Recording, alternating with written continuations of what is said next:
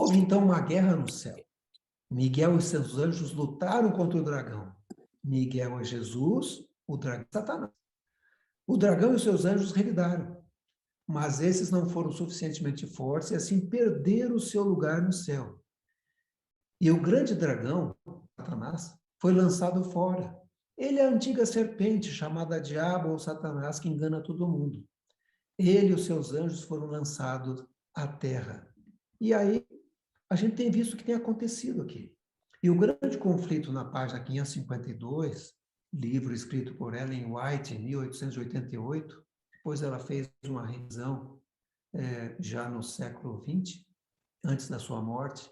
Ali diz que o grande rebelde ainda prossegue com sua luta contra Deus. Luta iniciada no céu e durante quase 6.000 anos continuada na terra. Na época que ela escreveu isso, estava no quase, né? Quase 6.000 anos continuada na terra. E é isso que tem acontecido.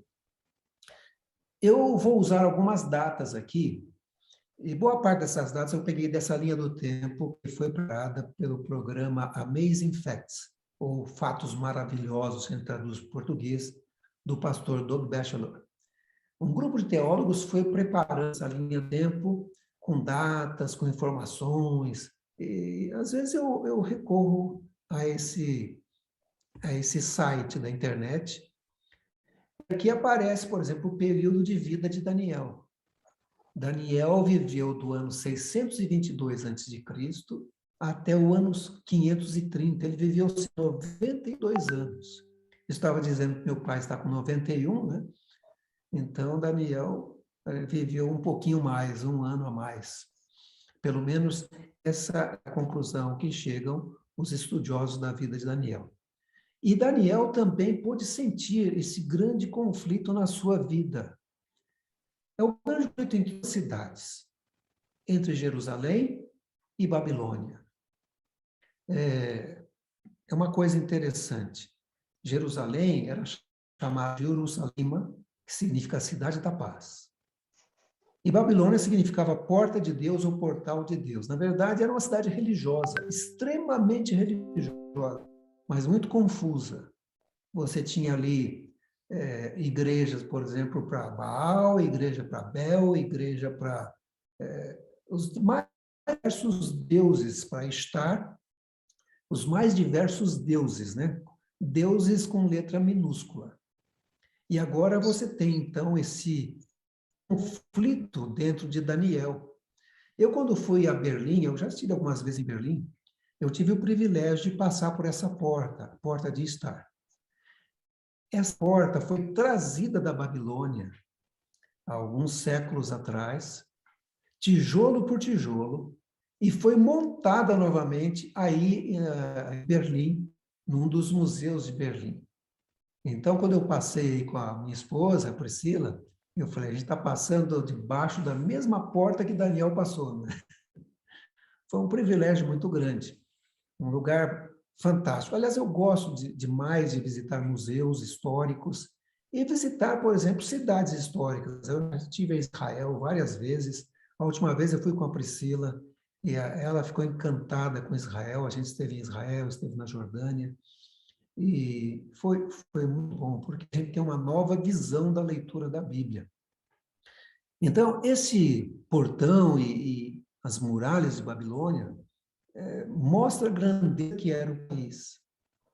Jerusalém era uma cidade religiosa, era o lugar do santo templo de Deus, e Babilônia era o maior centro religioso da Mesopotâmia.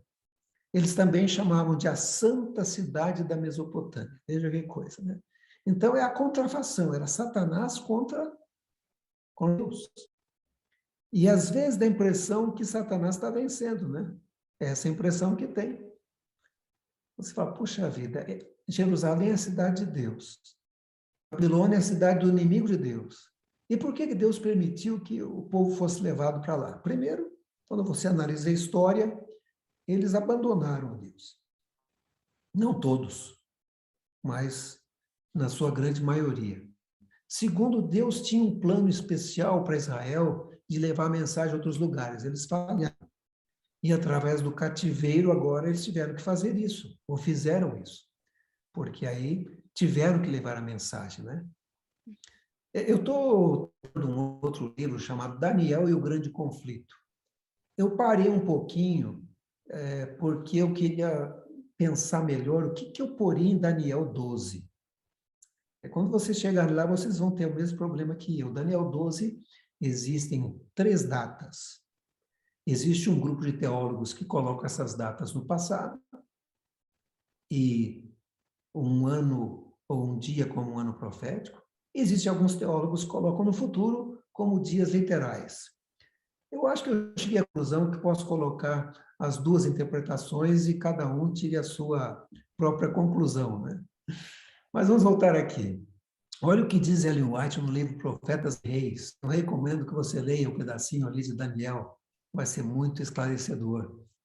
Diz assim: ao nos aproximarmos do fim da história deste mundo, as profecias registradas por Daniel demandam nossa especial atenção, visto relacionarem-se com o próprio tempo que estamos vivendo. Então, quando você estuda Daniel, você conecta com o tempo que a gente vive. Com elas devem se ligar os ensinos do último livro das Escrituras do Novo Testamento, o Apocalipse. Satanás tem levado muitos a crer que as porções proféticas dos escritos de Daniel e João, o revelador, não podem ser compreendidas, mas podem sim. Mas a promessa é clara de que bênção especial acompanhará o dessas profecias. E Daniel 12:10, como eu falei, diz: os sábios entenderão. Os ímpios não. Faz uma confusão tremenda, mas os sábios, os filhos de Deus, entenderão. Ela diz também no livro Testemunhos para Ministros e Obreiros Evangélicos, página 114, quando o livro de Daniel e Apocalipse forem bem compreendidos, terão os crentes uma experiência religiosa inteiramente diferente. Porque aí você sabe aonde está vivendo. Por isso que eu pus numa linha do tempo. Aí você vai saber que está vivendo no tempo do fim próximo à volta de Jesus. E isso é motivo de grande alegria. Ser dados tais vislumbres das portas dos céus, das portas abertas do céu, que o coração e a mente se impressionarão com o caráter que todos devem desenvolver, a fim de alcançar a bem-aventurança que deve ser a recompensa dos puros de coração. Então, vamos ver um pouquinho essa linha do tempo da vida de Daniel, ou do livro de Daniel, tá bom? Como eu disse, eu não vou passar item por item, mas é apenas para vocês terem uma ideia. Daniel, capítulo 1, ela conta a história que aconteceu no ano 605 a.C. Provavelmente, essas datas não são tão precisas, pelo menos a idade de Daniel precisa, Daniel devia estar aí com uns 18 anos, quando ele é levado cativo lá para Babilônia. E quando você vem estudando o livro de Daniel, é importante saber alguma coisa. Por exemplo, o nome Daniel significa Deus é meu juiz. Toda vez que ele falava o nome dele, ele lembrava, Deus é meu juiz. Deus vai julgar. Deus sabe o que está acontecendo. E aí, para tentar acabar com ele, Satanás, em Babilônia, mudou o nome dele e pôs o nome de Belteshazzar, que significa Bel provê. Bel era o Baal, né? O Baal não provê nada. Mas eles estavam tentando mudar o nome dele, mudar a personalidade dele, mudar a pessoa através da comida, do jeito de comer, do jeito de adorar, do jeito de... até no nome. Ele era judeu, mas passou a maior parte da sua vida em Babilônia, como cativo, né? E ele era da família real da tribo de Judá. Foi um homem público, foi profeta, primeiro-ministro de 2 nações, os impérios babilônico e persa. E nós temos uma divisão assim, né, no livro de Daniel em 2. Dos capítulos 1 ao 6 conta a história sobre Daniel e seus amigos, basicamente. E dos capítulos 7 a 12 são mais profecias e visões que Daniel teve. Essa é a divisão que a gente tem. Eu coloquei capítulos para vocês terem uma ideia de como a coisa se desenrola. Olha que interessante, o capítulo 1 foi escrito em hebraico, né? que era a língua de Daniel. Já o capítulo 2, 3, 4, 5, 6 e 7 foi escrito em aramaico, que era a língua internacional da época. E aí o capítulo 8, 9, 10 a 12 foram escritos em hebraico de novo. Olha que interessante, não foi tudo escrito numa língua só. Agora, vamos dar uma olhada no que tem em cada capítulo desse, assim, em linhas gerais, né? No capítulo 1, a gente vai ver que Daniel e seus amigos são recrutados para servir em Babilônia. Eles são pressionados a desistir de sua identidade judaica, tentam ali fazer ele mudar a maneira de comer, de beber, né? Mas Deus honra a fidelidade deles e coloca Daniel e seus companheiros em posições de destaque. Às vezes o ser humano recebe alguma aprovação e não sabe por quê. Eu imagino que Daniel não entendia, mas por que ele estava lá. Mas veja, ele se manteve fiel. E quando você vê que foram muitas pessoas, centenas de pessoas, talvez até milhares de pessoas foram levadas cativos, a gente percebe que a Bíblia menciona apenas Daniel e seus amigos nessa primeira leva, né? Que mantiveram fiéis. Talvez outros também, mas não era muita gente, não. Porque a gente vai ver depois no capítulo 3, que praticamente só alguns ali, né? Só os amigos dele que ficam fiéis. Depois, no capítulo 2, nós temos o sonho do rei Nabucodonosor, aquele sonho da estátua, né? Na verdade, o capítulo 2, que foi escrito em aramaico, ele conta a história do mundo. Se você for lá em Daniel capítulo 2, verso 45, eu creio, a Bíblia da linguagem de hoje foi traduzido assim: olhe, rei, Deus está mostrando ao senhor o que vai acontecer no futuro. Ou seja, Deus no futuro para Nabucodonosor, e Daniel veio interpretar o sonho. Na verdade, ele sonhou também, o mesmo sonho de Nabucodonosor. Eu não sei se vocês já ouviram alguma história de pessoas sonharem o mesmo sonho do outro, mas isso é bem possível, viu? Eu, quando tinha os meus 5 anos de idade, o meu pai trabalhava como obreiro numa cidadezinha do interior de São Paulo. E ele, vou até tirar aqui o compartilhamento para contar a história, depois eu volto aqui de novo. Ixi, acho que eu não estou sabendo como fazer, mas tudo bem. O meu pai, aqui, stop share, desculpe. Voltei aqui de novo. Então, o meu pai, ele sonhou que ele estava lutando com o diabo. Era o grande conflito no sonho, sabe? E ele sonhava, e aquela luta física mesmo. E ele ia citando versos da Bíblia. Agora, minha mãe sonhou o mesmo sonho. Ela via o meu pai lutando com o diabo. E eles acreditam que eu também estava sonhando o mesmo sonho, porque eu acordei chorando. E houve um estouro assim no telhado da nossa casa, muito forte. E os 3 acordaram. Então, a gente percebeu que aquela cidade foi um desafio o meu pai, porque havia muitas pessoas endemoniadas naquela cidade, sabe? Negócio complicado. Eu ia com ele sempre. Eu não tinha medo, né? Ia com ele. E meu pai também não tinha medo, mas foi uma cidade bastante complicada. Agora eu estou vivendo na África, também é outro lugar complicado, viu, irmãos? Nossa vida. Outro dia estavam tendo um batismo, eu estava tirando fotografias, e uma mocinha foi subindo assim a escada para entrar dentro do tanque batismal. E aí eu percebi que ela estava muito estranha. E os pastores, quando perceberam que ela estava estranha, que ela ia entrar em algum tipo de transe, eles falaram, põe na água, põe na água. E eles puseram na água e batizaram. Eu tenho filmado, assim, um batismo grande, onde você vê 3 pessoas na praia do lago, porque o demônio impediu o batismo, mas depois levaram de novo e batizaram. O grande conflito em alguns lugares é muito real, muito visível. Em alguns lugares é bem disfarçado, você já quase não percebe. E talvez por isso algumas pessoas simplesmente falam assim, isso não existe, entendeu? Isso não é verdade, mas é real. E Daniel percebeu isso na vida dele. Deixa eu pôr de novo a tela aqui. Muito bem. Então, esse capítulo 2 de Daniel, que é o sonho do rei, Daniel já estava com 21 anos, porque ele teve um período de treinamento. Então, Daniel 2 foi aconteceu ali pelo ano 602 a.C.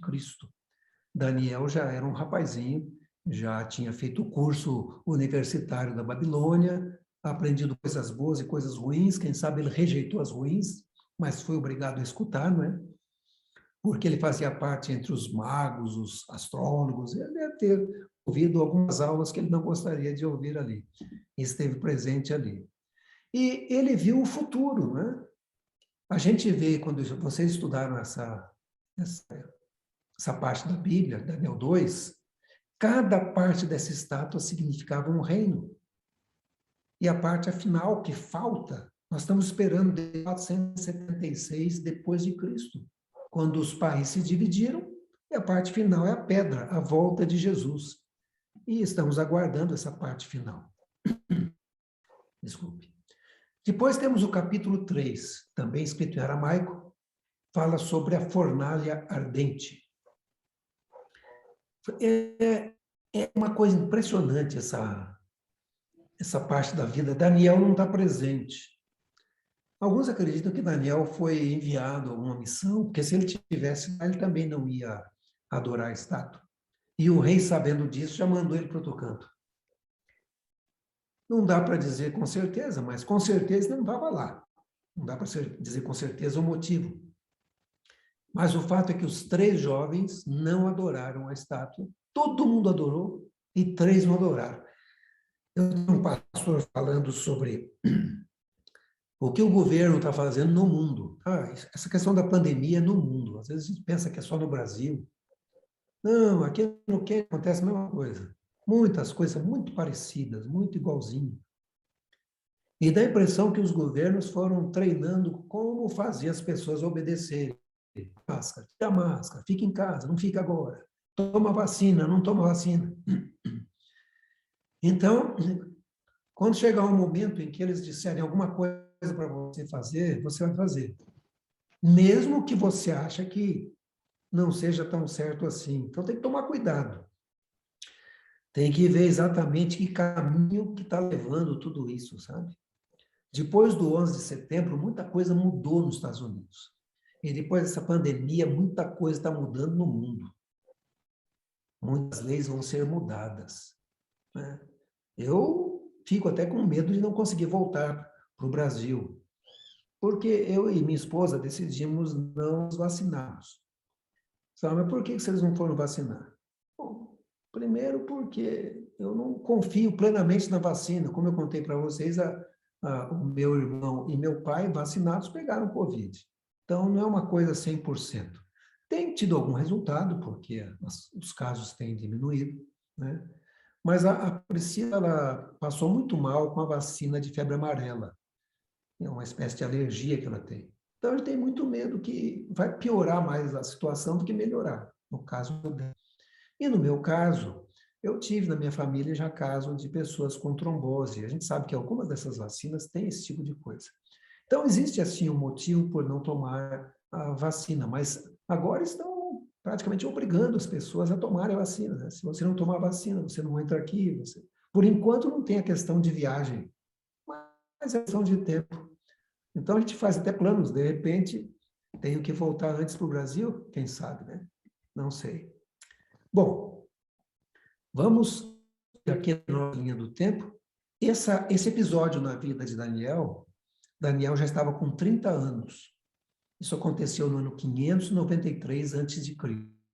Você sabe que a contagem vai vindo de regressiva, porque você está vindo para o ano 0, né? Não tem ano 0, o ano que divide antes de Cristo para depois de Cristo, né? Do -1 você já pula para 1 depois de Cristo.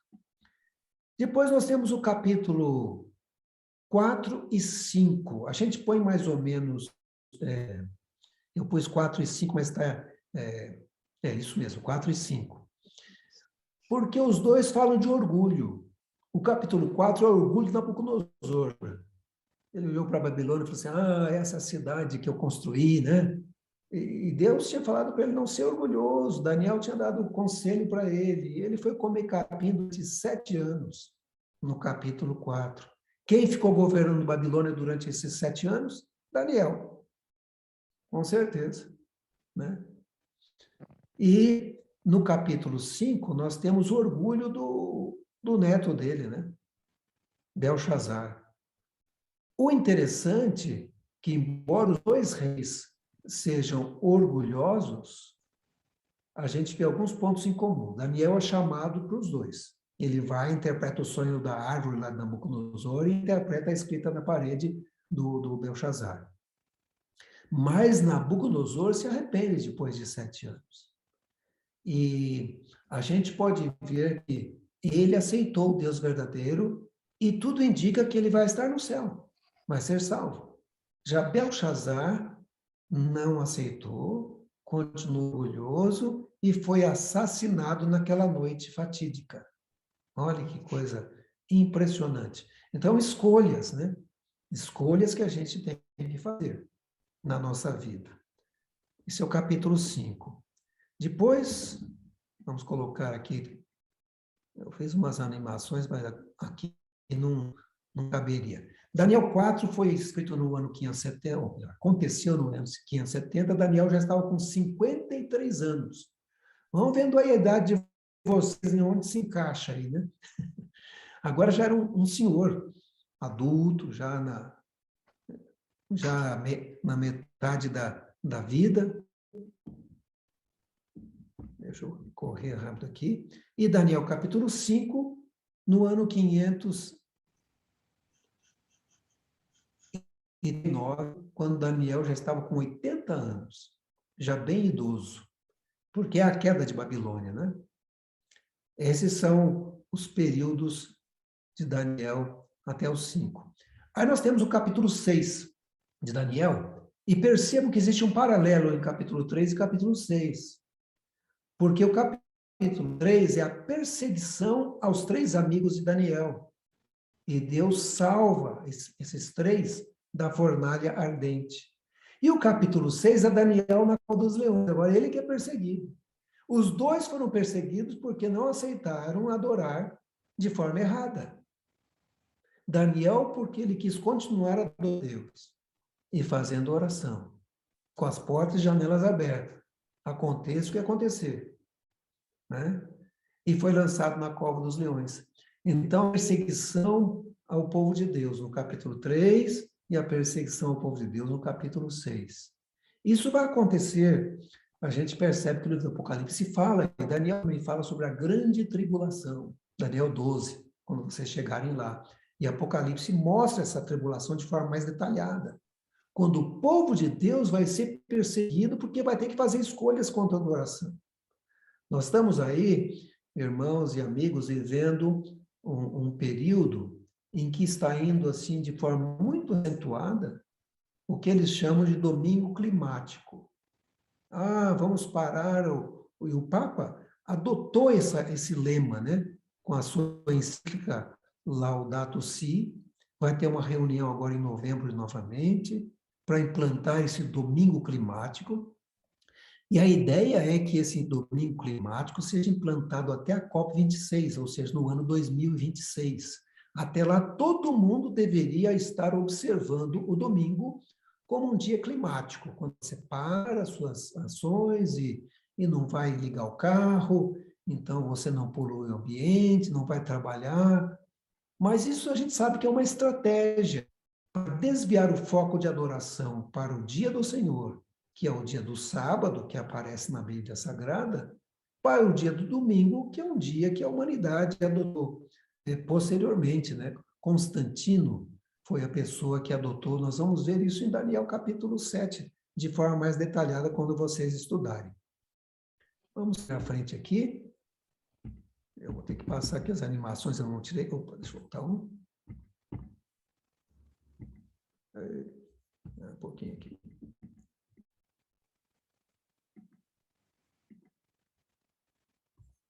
Muito bem, vamos lá. Depois nós temos aqui, então, a divisão que eu falei para vocês. A parte histórica, que vai do capítulo 1 até o 6. A parte profecia, que vai do capítulo 7 até o 12. Então, tenha em mente isso, que vocês já estudaram essa parte histórica, né? Parece que agora vocês estão começando a parte profecia. É um pouco mais demorada, né? Tem profecias, por exemplo, que você não vai estudar num dia só. Por exemplo, quando você estuda Daniel 8, talvez você vai ter que ter um pouquinho mais. Daniel 9 é o complemento de Daniel 8, né? Então, quando você chega no final ali, Daniel 10, 11, 12, então aí tem que ser mais lentamente ainda, né?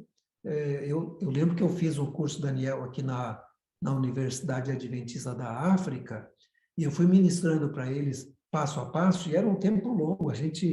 Aliás, eu nem vi aqui quanto tempo eu tenho para falar, estou falando demais, hein? Ailton, às vezes eu passo do tempo, viu? Mas eram estudos longos. E no caso do estudo de Daniel 11, foram acho que 4 sábados à tarde para passar. Daniel 7 ocorreu no ano 553, Daniel tinha cerca de 70 anos, e fala sobre aqueles animais, leão, urso, leopardo, animal terrível espantoso. Cada um desses animais simbolizava um reino, não é? E existe um paralelo entre o capítulo 2 e o capítulo 7. Agora é Daniel que tem um sonho. E que paralelo é esse? É a mesma coisa, é a linha do tempo com mais detalhes, porque Deus vai dando mais luz, revelando mais. Quando você estudou ali Daniel capítulo 2, você pode ver que cada animal, a cada parte da estátua significava um reino. A mesma coisa os animais, só que tem detalhes aqui. Por exemplo, o leão, Babilônia, Medo-Pérsia, esse urso tem um significado, as 3 costelas na boca. Grécia, um leopardo aí com 4 cabeças, tem significado essas cabeças, né? É que o reino da Grécia vai dividir em 4. Roma, esse animal terrível, espantoso, um dragão, né? E 10 chifres, tem um significado esses chifres. São os reinos que se dividiram. Aí um chifre pequeno vem e derruba 3. É que um poder derrubaria 3 e iria se sobrepor. Há um período de tempo de 1260 anos nessa profecia. Mas quando você põe essas profecias na linha do tempo e começa a comparar Daniel 2 e Daniel 7, é a mesma coisa. Babilônia, Medo-Pérsia, é a história do planeta Terra. Roma, aí você tem os reinos divididos em 10 chifres, mas aí aparece essa ponta pequena, é um poder que surge, vocês vão estudar melhor isso aí depois, por um período de 1260 anos, e foi do ano 538 a 1798. Esse poder, que foi um poder religioso papal, foi a igreja medieval, né, que dominou sobre a Europa e sobre o mundo, né? E desde aquela época, praticamente, nós temos aí um julgamento no céu. Daniel vê isso no capítulo 7 e no capítulo 8. Deus está julgando a humanidade. E nós estamos aqui em 2021, vivendo pouco tempo antes da segunda vinda de Jesus, ainda durante o período do julgamento, mas vai chegar um momento que esse julgamento vai terminar. Vejam que profecia é história escrita de forma antecipada, né? Então vamos agora para o capítulo 8, 9, também agora em hebraico, né? É a visão do carneiro e o bode. Daniel vê um carneiro, também tem um significado parecido, porque está tudo conectado. Se você olhar, por exemplo, a nossa linha do tempo, Daniel agora tinha cerca de 72 anos, portanto, foi 2 anos depois da visão dos animais, ele tem essa visão aí do bode e do carneiro e do bode. Isso no ano 550 a.C. Uma coisa importante para você ver aqui, que esse Daniel 7 e Daniel 8 acontece antes de Daniel 5 e Daniel 6. não está numa cronologia correta, entendeu? Então, por exemplo, você vai ver lá que Daniel 5 e Daniel 6 ocorreram depois que Daniel teve essa visão de Daniel 7 e Daniel 8. Então, é importante você ver que não é assim, depois do 5, do 6 vem o 7, vem o 8, vem no capítulo, mas não na idade de Daniel. Então, só para você ter isso em mente. Bom, o que significa? É a mesma coisa. A Babilônia já não existia mais, então esse carneiro vai simbolizar a Medo-Pérsia, que é a época de Daniel. A Grécia foi simbolizada pelo bode. Vocês vão ver que tem detalhes a mais. Esse chifre que tem na frente simboliza Alexandre o Grande, né? E aí você vai ver, por exemplo, que cresce 4 chifres. Os 4 chifres são as 4 cabeças lá do leopardo. E depois tem um outro chifre aqui que vai crescendo, que é Roma pagã, Roma papal. Ou seja, é a história contada antecipadamente. Agora, o que é interessante notar, irmãos, é que se isso se cumpriu desde aquela época, do ano 602 até hoje, é que Deus conhece o futuro e Ele compartilhou. E se tudo se cumprir até aqui, é óbvio que vai se cumprir a parte final. Depois também, Daniel vê ali no capítulo 9, essa grande linha do tempo. Uma linha do tempo de 2.300 anos, que vocês vão estudar quando chegar aí. Mas uma coisa interessante é que esse período terminou em 1844, começa o julgamento, estamos vivendo no julgamento, e quando terminar esse julgamento, Cristo vai voltar. Existe um momento para terminar. E o momento para terminar, Deus sabe. E Ele vai compartilhando pelo menos aquilo que é possível a gente conhecer. Quando a gente coloca aqui os 3 linhas proféticas juntas, né? Deixa eu ver o que faltou aqui. Então, nós temos aí, olha, o carneiro, agora a Medo-Pérsia, o bode, a Grécia, temos aí um chifre que cresce, que é Roma, e diz que atingiu até os céus, né? Roma pagã primeiro, depois Roma papal, e aí inicia o julgamento depois desse período longo de 2.300 anos, ou dias. Vocês vão estudar isso com mais detalhe, eu estou colocando ali o tempo só para mostrar para vocês que essas profecias, elas têm se cumprido. E como ela se cumpriu até aqui, é óbvio que a parte final também vai se cumprir. Isso é lógico, né? E também mostra que a segunda vinda de Cristo é iminente, porque a maior parte, quase tudo se cumpriu, está faltando só uma partezinha final aqui, quase nada, né? E aí vem o capítulo 10 a 12. 10 a 12, por que não foi 10, depois 11, depois 12? Porque, na verdade, é tudo uma coisa só.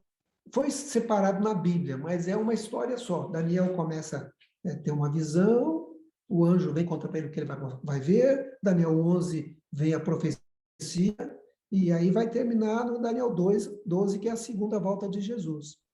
E aí, Daniel agora já tinha cerca de 88 anos, estava bem idoso. Né? Aí é o finalzinho mesmo, né? Bem idoso, quando recebe essa visão de Daniel 10 a 12.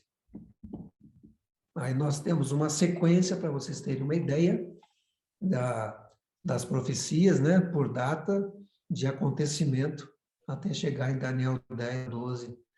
Às vezes a gente tem a impressão que Daniel deve ter tido outras visões, talvez deve ter tido, não escreveu, né? Não sei.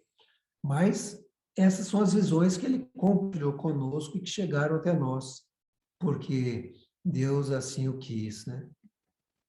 E a gente vê que desde Daniel 7, Daniel tinha 70 anos, até Daniel 12, ele já tinha 88 anos, passou um bom tempo, né? Já estava idoso e ele vai morrer com cerca de 92 anos. Esse 88 anos é aproximado, pode ser 89, pode ser 90, né? Não existe uma certeza absoluta. E agora eu queria compartilhar com vocês, pelo menos alguns textos mais, Esse está no livro Eventos Finais, que eu recomendo que você leia, é um livrinho pequenininho, mas muito bom. Ellen White diz assim, o tempo de angústia que há de aumentar até o fim está muito próximo. Não temos tempo a perder. O mundo está agitado com o espírito de guerra. E aí, presta atenção. As profecias do capítulo 11 de Daniel quase atingiram o seu cumprimento final. Daniel 11 tem 45 versículos. E eu firmemente acredito que nós estamos no verso 41. Eu, particularmente. Então, faltaria o quê? 4 versos. Para 12:1, que já é a volta de Jesus. Pelo menos esse é o pensamento que eu tenho. O 12 diz assim, é a volta de Jesus. A descrição que faz Daniel é assim. E naquele tempo, se levantará Miguel, Jesus, o grande príncipe, que se levanta a favor dos filhos do teu povo. Haverá tempo de angústia, qual nunca houve, desde que houve nação até aquele tempo. Vai ter um tempo pior que o do Covid, viu? Quem está pensando que vai ter tempo bom, não vai. Eu tenho no meu coração, irmãos, que vai melhorar. Vai ser um ano muito positivo, 2022, 2023, talvez 2024. A economia vai progredir, vão conseguir vencer o vírus, vai ser o período que vai levar o evangelho a muitos lugares e depois vai ter uma queda terrível, onde quando vão se cumprir as pragas descritas no Apocalipse, aí vai ser esse período de angústia qual nunca houve. Eu não sei, está na minha mente, né? Talvez não seja assim. Estou especulando, viu? Agora já não é profético, não. É só estou de olho para ver o que vai acontecer. Mas naquele tempo, tempo da angústia, livrar-se-á o teu povo, todo aquele que for achado escrito no livro. Existe o livro da vida. O seu nome está. Agora, você pode pedir para tirar por suas escolhas. Mas já antecipadamente, Deus predestinou você para estar lá no céu. Agora, se você dormir antes, olha o que diz a Bíblia. Muitos dos que dormem no pó da terra ressuscitarão. Uns para a vida eterna, são os que vão para o céu. Outros para vergonha e desprezo eterno. Essa é a segunda ressurreição, né? Os que forem sábios, aqueles que compreendem o tempo que está vivendo, aqueles que compreendem o livro de Daniel, os que estudam as profecias, resplandecerão como o fulgor do firmamento. Os que há muito ensinam a justiça, como as estrelas, sempre e eternamente. Nós estamos aguardando a parte final dessa profecia, da profecia de Daniel. E eu firmemente creio que nós estamos vivendo nos últimos dias. Dentro de pouco tempo, Jesus estará voltando. Muito provavelmente, muitos de vocês, se não todos, estarão vivos por ocasião desses últimos dias, porque nós estamos vivendo os últimos momentos da história, eu não tenho dúvida disso. Quando você estuda as profecias de Daniel e Apocalipse, coloca isso numa linha do tempo, a gente percebe que isso é real. Agora, o livro de Lucas, ele diz que não é motivo para ficar preocupado e triste, não. O livro de Lucas, quando descreve os sinais ali da vinda de Jesus, Lucas diz assim, ora, ao começarem a acontecer essas coisas, não é para ficar triste, não. Levantai as vossas cabeças, porque a vossa redenção se aproxima. Então, se eu estou olhando, estou vendo os sinais acontecendo, o que eu tenho que fazer? Ficar feliz, né? Está acabando. Se você não está feliz, é uma coisa errada. Né? Porque às vezes se apega muito a essa terra. Né? Alguém diz assim, eu não casei ainda, quero casar. Né? Ou diz assim, eu não tenho filhos, eu queria ter. Outros dizem, eu não visitei ainda Foz do Iguaçu, queria ir lá ver as cataratas, sei lá. Né? Cada um tem o seu sonho, né? Eu não construí a casa ainda. Gente, a Bíblia diz que aquilo que ninguém conseguiu imaginar, coisas que não subiu à mente da pessoa, ao coração humano, é o que está reservado para os seus filhos, gente. Por que eu vou trocar uma viagem para o Paraguai para uma viagem lá no Órion, né? No centro do universo? Faça-me o favor, né? Por que eu vou pegar e trocar aqui uma comida gostosa lá na Itália por uma comida, um banquete no céu. Não faz nem sentido, né? Por que eu vou trocar uma casinha pré-fabricada em algum lugar tranquilo por uma mansão que Deus já preparou e está lá no céu para mim? Então, levantai as vossas cabeças. A vossa redenção se aproxima. Fiquem felizes. Chegou a hora. Que Deus abençoe vocês. Eu vou deixar aberto aqui para alguma pergunta, viu? Eu nem vi aqui no chat se tinha alguma pergunta aqui, mas se tiver alguma pergunta, eu estou disponível. Que Deus abençoe vocês.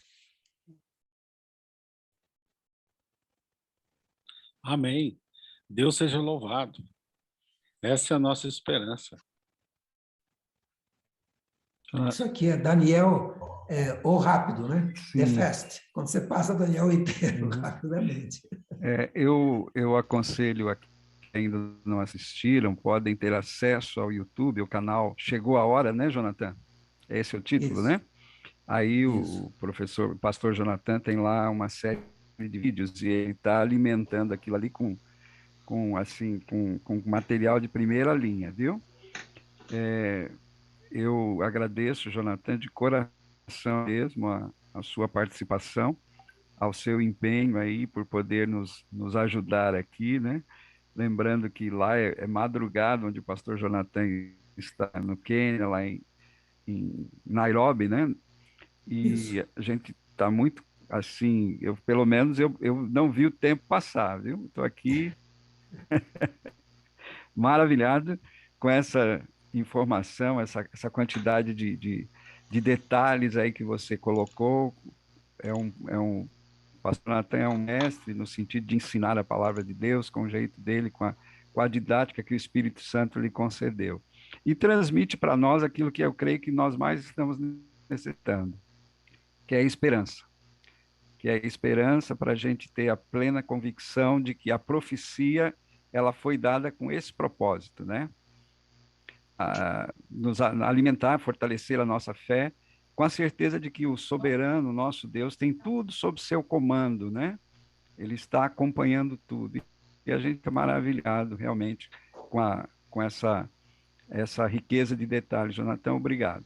E fica aí Ô, aberto alguém. Ailton, Pois não? eu tenho uma pergunta para o Pois pastor. não? Eu fiquei curiosa a respeito, se tem explicação por que aqueles 3 primeiros livros e os 3 últimos foram escritos em hebraico e os outros em aramaico? É porque havia uma tensão ali.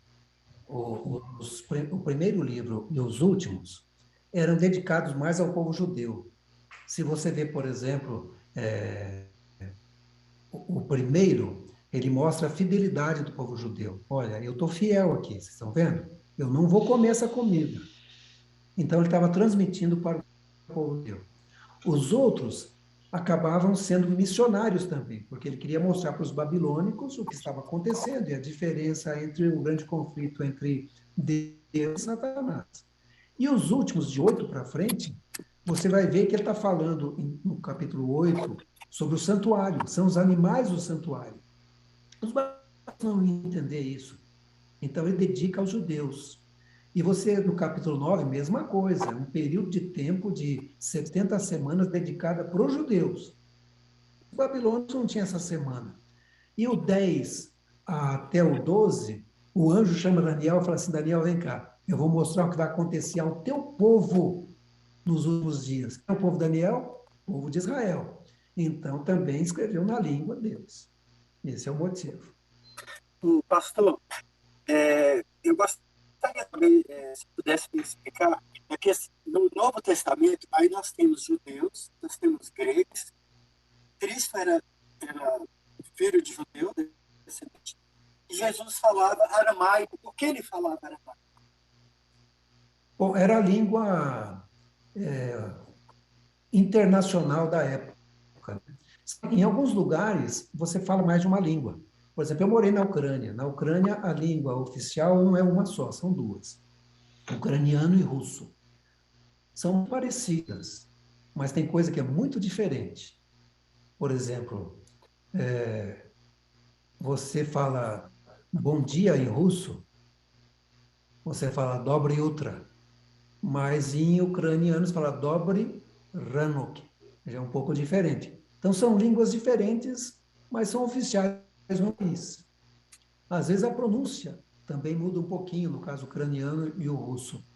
O meu russo é muito ruim, mas foi o que eu tentei aprender lá. Conseguia, pelo menos, fazer compra, tomar táxi e perguntar onde pegava o ônibus. Já era alguma coisa. Eu copiei o livro de Gênesis todinho, né, escrevendo em russo, porque ele também se escreve todas as vezes, para tentar ver se aprendia na cabeça. Então, o russo é complicado, né, a coisa de russo. E aí eu vim aqui para a África. Na África, o Quênia são 42 línguas. Quando o menino nasce, ele aprende a língua da tribo. Aí, quando ele começa a crescer, ele aprende a língua que unifica o país, que é a língua Swahili. Quando ele vai para a escola, ele aprende o inglês, que é a língua que as escolas ensinam aqui, né? E se comunicam na maior parte das vezes, porque foi colonizado pelos ingleses. Então, o Quênia tem duas línguas oficiais, o Swahili e o inglês, mas tem língua tribal também. É o que acontecia lá em Israel. Você tinha gente que falava hebraico, o aramaico era a língua que unificava, mas tinha o latim também, que era a língua dos romanos. E muita gente falava grego. Então, o negócio é, possivelmente Jesus entendia todas, porque ele era Deus, na verdade. Ele tinha capacidade para entender todas as línguas. Mas talvez ele falava uma língua que qualquer um pudesse entender, porque era a língua internacional da região. Tá, obrigado. E a gente lembra das inscrições escritas sobre a cruz de Cristo, eram nesses idiomas, né? Sim, Né? exatamente. Jonathan, você foi aos extremos, né? Você falou da Ucrânia para lá, qual o máximo que você suportou e qual o máximo da África aí? Bom, na verdade, na Ucrânia, não é o lugar mais frio, a Rússia é um pouquinho mais fria, né? Mas na Ucrânia, a temperatura mais baixa que a gente pegou lá à noite foi menos 33. Eu saí para trabalhar de manhã, um dia estava menos 29. Mas as pessoas lá se acostumam, né? E a gente também se acostumou. E eu não tinha carro, né? Eu ia a pé, amassando a neve no inverno para o trabalho. Porque eu só fui conseguir meu work permit, permissão de trabalho na Ucrânia, no último ano que eu estive lá. Então, eu não podia comprar carro, não podia dirigir. Então, a gente pegava ônibus, né? E enfrentava o gelo e a neve. Mas foi uma experiência diferente de vida, né? Não posso reclamar. Uma coisa eu vou dizer para vocês, eu não posso reclamar nada. Deus tem sido extremamente bom para comigo. E lá a gente tem a roupa que você usa, é uma roupa especial, né? O sapato é especial. A gente foi aprendendo a viver no meio da neve, no meio do gelo, né? No inverno. Para a África, onde eu moro, aqui no Quênia, é frio, especialmente à noite. Agora, por exemplo, deve estar uns 14 graus por aí. Tanto é que você vê que eu estou com um casaquinho aqui por baixo, porque esfria. Porque Nairobi é alto. Agora, se você desce e vai, por exemplo, para Mombasa, que é o litoral, aí é quente, tipo Rio de Janeiro. Ou se vai para o outro lado, que é a região dos Masai, também é quente, né? Começa a esquentar. Então, não é toda a África que é quente, não. Existem lugares frios. E mesmo ali onde os Maasais vivem, durante o dia é quente, mas à noite é bastante frio. Esses são os extremos. É igual, eu trabalhei em Curitiba, né? Aí eu dizia assim, nossa, que lugar frio. Eu fui para o Rio de Janeiro, falei, nossa, que lugar quente, né? É assim mesmo.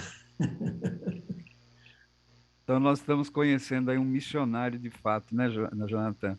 Você tem aí o seu ministério expandido na área da TV, né? Usando os meios de comunicação como pregação. O povo aí da universidade aí, você estava falando, eles estudam constantemente também temas assim, porque você estava nos dizendo que eles convidaram você para estudar com eles ali o livro de Daniel, né? Eram alunos de teologia?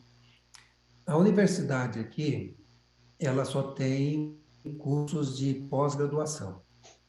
Então, as pessoas vêm para cá, não ficam o tempo todo, vêm, passam 2 meses aqui no ano, estudam e depois vão e continuam fazendo a sua tese para depois defender, né? Durante o período de 4 anos.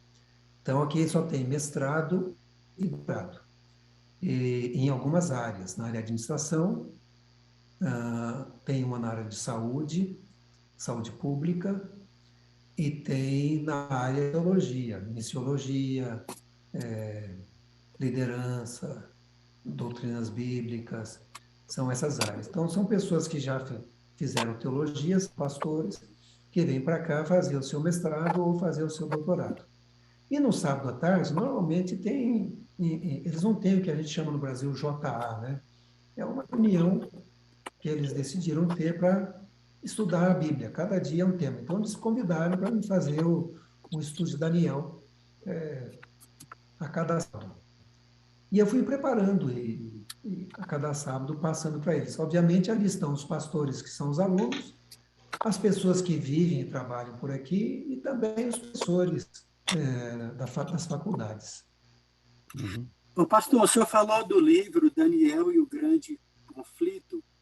Esse livro está em português e o autor? Não, esse livro, Daniel, o Grande Conflito, é o livro que eu estou escrevendo, e que eu não terminei, né? Tá bom.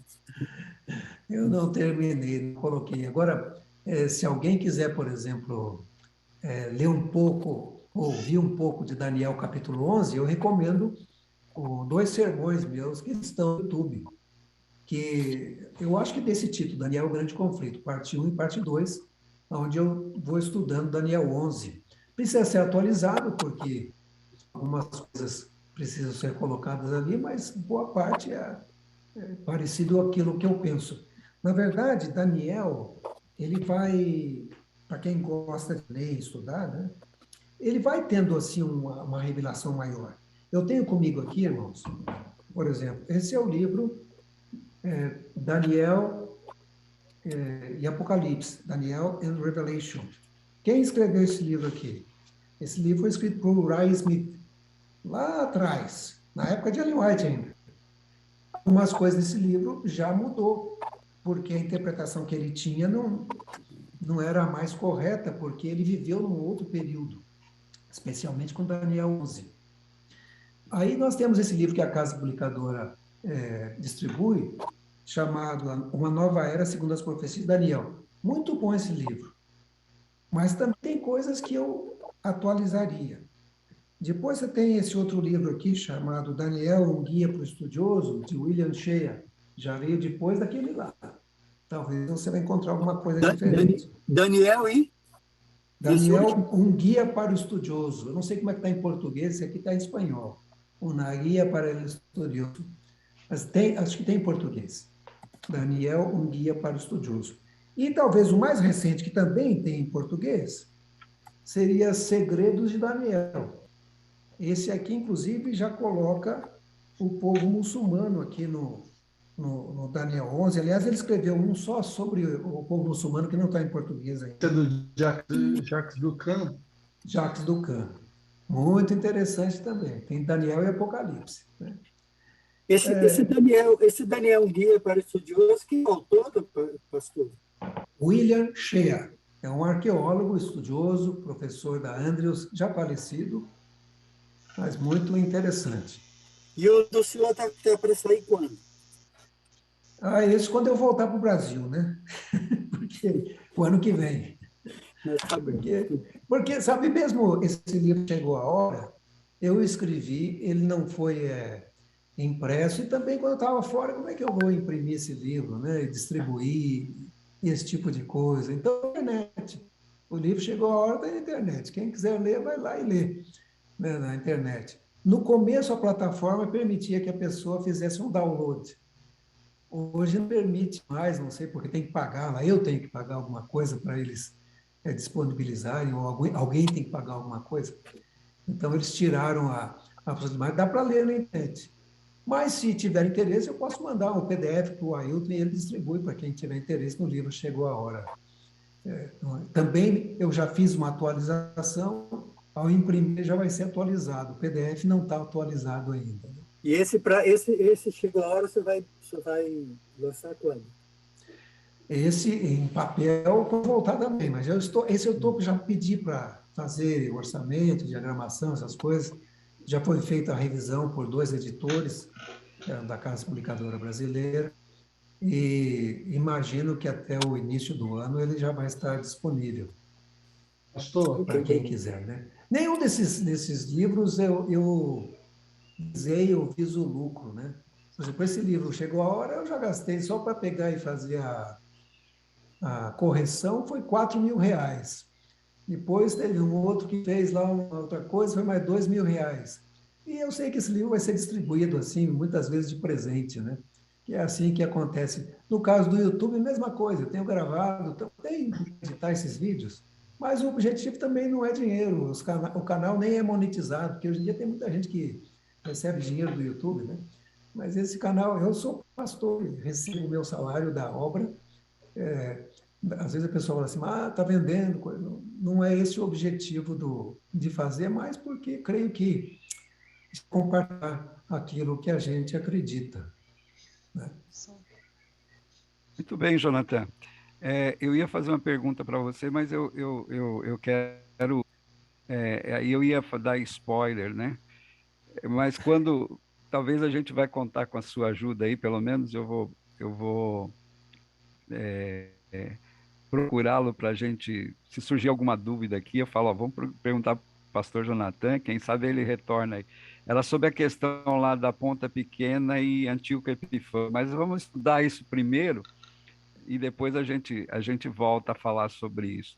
Eu quero agradecer muito ao pastor Jonathan e a todos que estiveram aqui, que se empenharam em convidar pessoas, e eu vou pedir ao pastor Jonathan que ore conosco nesse instante, e desejando a nós aqui no Brasil uma feliz semana, porque o pôr do sol já se foi, nós já estamos nas primeiras horas de uma nova semana, e com a graça de Deus, o Espírito Santo e a sua ajuda, Jonathan, começamos muito bem a semana.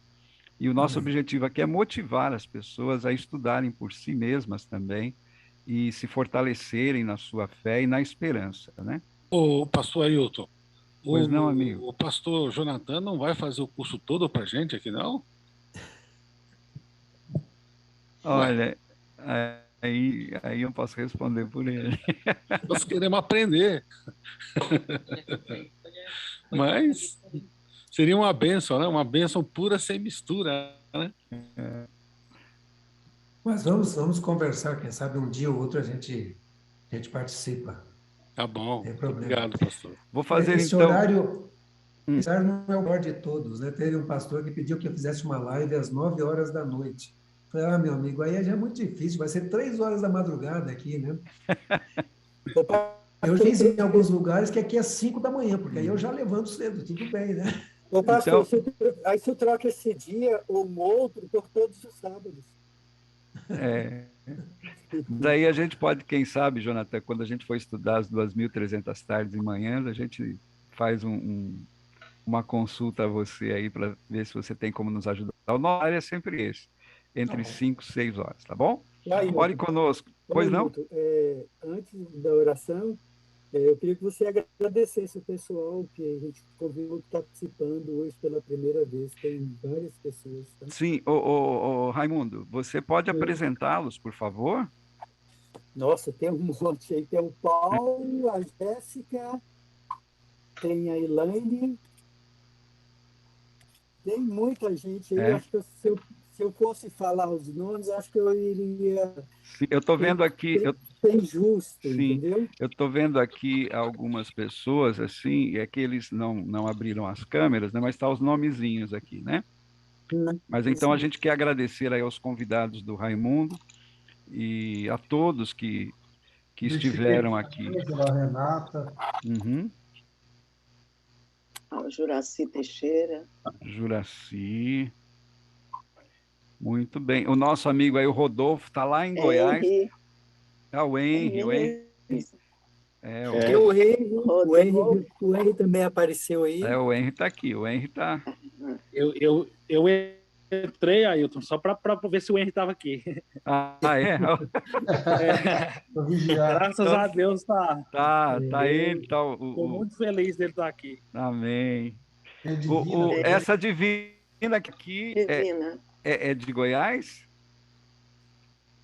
Eu não sei, porque a gente tem uma amiga lá também, eu não sei se...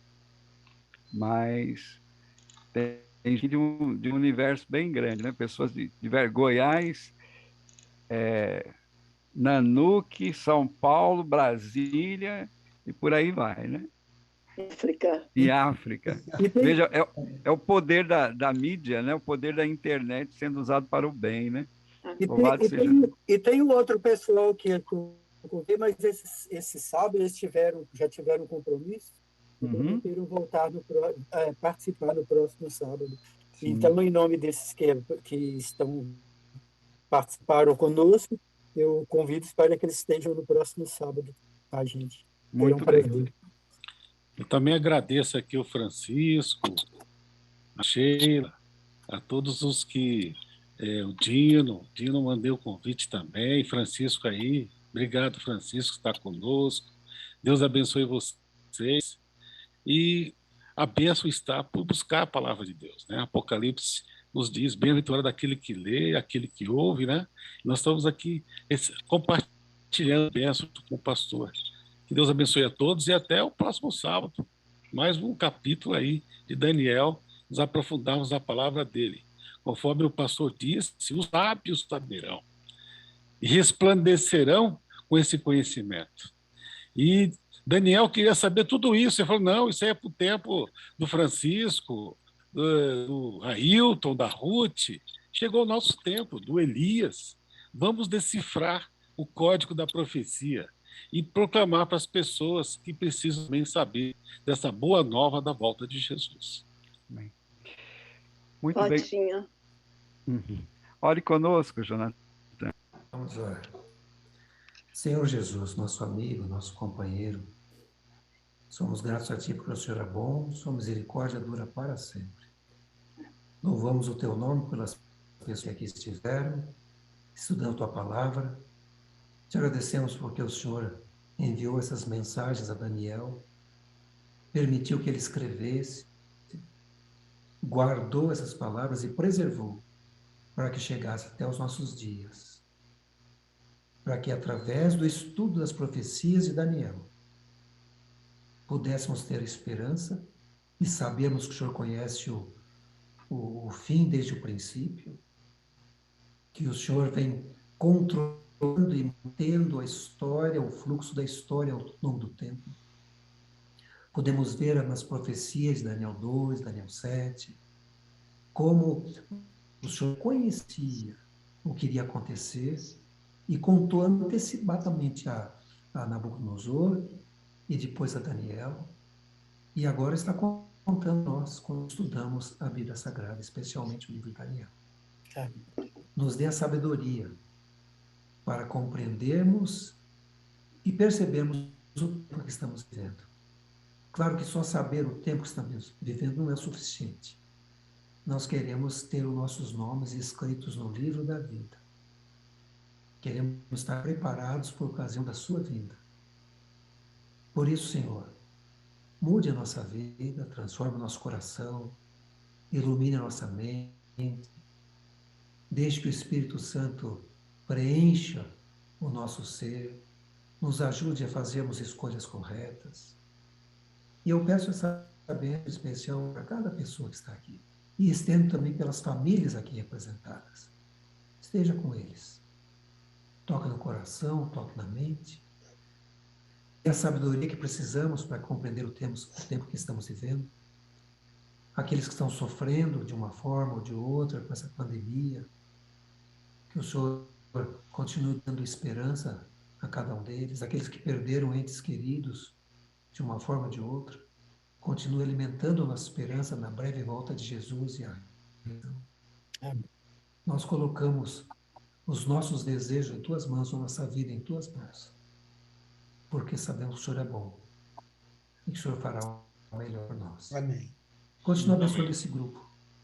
Dá a eles uma boa semana, que já se iniciou, e a nós também aqui na África, e cada um onde quer que seja. Te agradecemos e pedimos em nome de Jesus. Amém. Amém. Amém, Senhor. Amém. Nossa foto, né? Nossa foto. Vamos ligar as câmeras aí para todo mundo ficar bonito na foto, né? Vamos lá. Diga, Então, X. vou contar até 3, tá? No 3. 1, 2, 3. Eita. É. Feliz semana para todos. Obrigado, Jonathan. Pastor Jonathan, eu chamo Jonathan porque nós trabalhamos juntos e estudamos juntos, né, Jonathan? Mas Sim. sim, é com carinho, você sabe disso. Eu tenho uma admiração profunda por você. Uma feliz semana para todos. Obrigado. Obrigado. Boa Feliz semana a semana. todos vocês. Até o próximo sábado, hein? Fiquem com Deus. Uma feliz semana. Feliz semana. Pessoal, feliz semana para todos. Feliz Saúde. semana, Dino. Com Deus vocês. Feliz semana. Feliz semana com alegria. Alegria. De madrugada, sala 37. Você gravou, Elias? Obrigado a todos aí. Feliz semana. Estamos aguardando vocês na sala 57 daqui a pouco. Você gravou, Elias? Nossa, o som está abafado. Alguém está com a mão no microfone? Ele perguntou se você gravou, Elias. Sim, está gravado. Eu já Elias. vou colocar na playlist. Aí, Raimundo, você quer saber para compartilhar? Alexandre, o seu áudio está me chegando só O abafado. áudio está... a gente não está te ouvindo.